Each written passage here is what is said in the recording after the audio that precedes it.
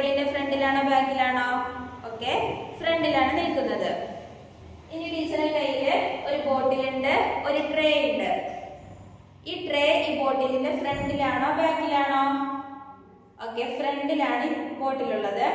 ഇനി ഒരു ട്രേ ഉണ്ട്, ഒരു ബോട്ടിലുണ്ട്.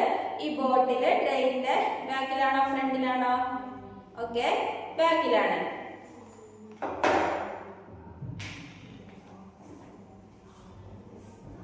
This guy ഒരു book ഉണ്ട്.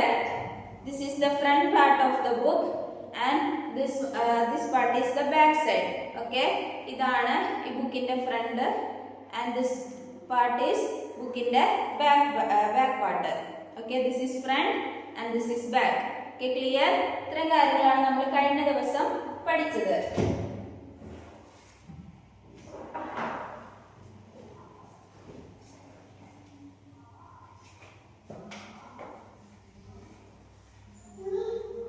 Now all of you look at the board.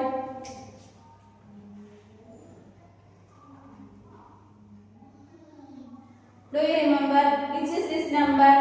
ഈ നമ്പർ ഏതായിരുന്നു? Okay, 1. And how can we write number 1? 1 എങ്ങനെ എഴുതുന്നത്? എല്ലാവരും എയറിൽ എഴുതി കാണിച്ചേ.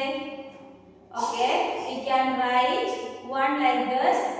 Okay, top to bottom standing line, top to bottom standing line, top to bottom standing line. That's number 1. Okay, clear? Then what's the number coming next to 1? 1 ന് ശേഷം വരുന്ന number ഏതായിരുന്നു? 2. Have you remember? എല്ലാവരും ഓർക്കുന്നില്ലേ? 1 ന് next വരുന്ന number 2. How can we write number 2? 2 എങ്ങനെയാണ് എഴുതുന്നത്? All of you say, എങ്ങനെയാണ് എഴുതുന്നത്? Make a curve and slide to right. ആദ്യം ഒരു കർവ് എഴുതുക, പിന്നെ റൈറ്റിലേക്ക് ഒരു സ്ലീപ്പിംഗ് ലൈൻ വരയ്ക്കുക. Okay, make a curve and slide to right. That's number 2. ഓർക്കുന്നില്ലേ?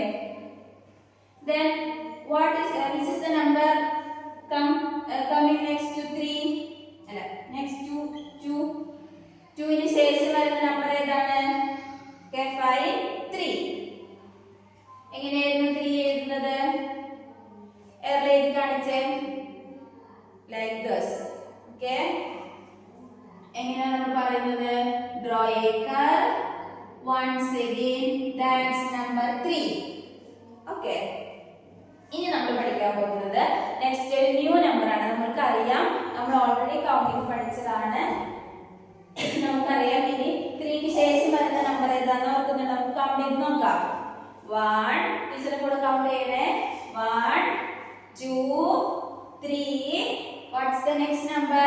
അടുത്ത നമ്പർ ഏതാണ്? നമ്പർ 4. Okay, 5. 3 ക്ക് ശേഷം വരുന്ന നമ്പറാണ് നമ്പർ 4. നമുക്ക് നമ്പർ 4 എങ്ങനെ? ഇനി 4 എഴുതുന്നത് എങ്ങനെയാണെന്ന് നോക്കാം. ഫസ്റ്റ് ഒരു slanting line, then a sleeping line, then again a standing line.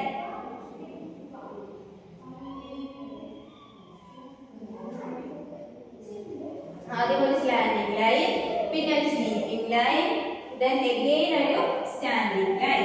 Okay, നമുക്ക് നോക്കാം എങ്ങനെ എഴുതുന്നതെന്ന്. Down, out and cut across. That's number 4. എങ്ങനെയാ? Down, out and come across, cut across. എഴുതുന്നത് എങ്ങനെയാണെന്ന് നോക്കാം. ഫസ്റ്റ് ഒരു സ്ലാൻഡിംഗ് ലൈൻ, then again ഒരു sleeping line, then standing line. ഒരു സ്ലാൻഡിംഗ് ലൈൻ, പിന്നെ ഒരു സ്ലീപ്പിംഗ് ലൈൻ, പിന്നെ ഒരു സ്റ്റാൻഡിംഗ് ലൈൻ. എഴുതുന്നത് എങ്ങനെ നോക്കാം.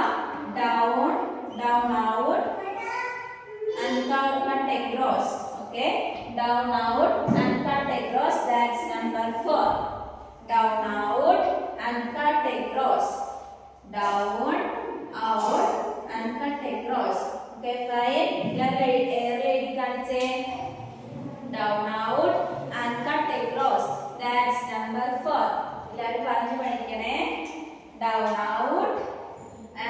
across, that's number 4. നമ്മൾ 1-ന്റെയും 2-ന്റെയും 3-ന്റെയും പഠിച്ചില്ലേ, അതേപോലെ 4-ന്റെയും പഠിക്കണേ. 1 എങ്ങനെയാണ്?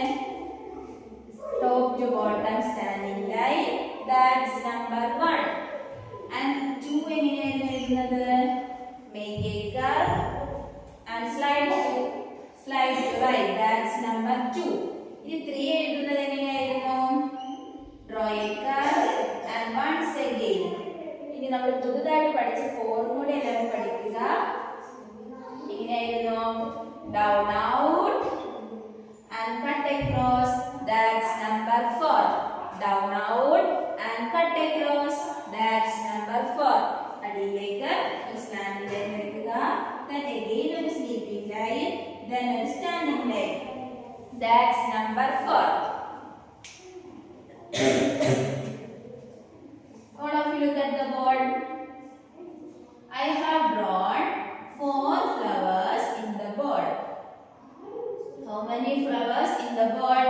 There are 4 flowers in the board. 1, 2, 3 and 4. That's number 4. Okay? Have you got it? Last slide le എഴുതി പഠിക്കുക. 4 down across, so down out and cut across, that's number 4. എല്ലാവരും കഴിഞ്ഞ ദിവസം നമ്മൾ പഠിച്ച നമ്പർ 3 കോപ്പി ബുക്കിലും നോട്ട് ബുക്കിലും എഴുതി പ്രാക്ടീസ് ചെയ്യുക. 4 സ്ലേറ്റിൽ എഴുതി പഠിക്കുക. നമുക്ക് ഇനി മൺഡേ ക്ലാസ്സിൽ വരുമ്പോൾ 4 നന്നായിട്ട് എഴുതാൻ പഠിക്കാം, 3 പഠിക്കാം. Okay, fine, thank you.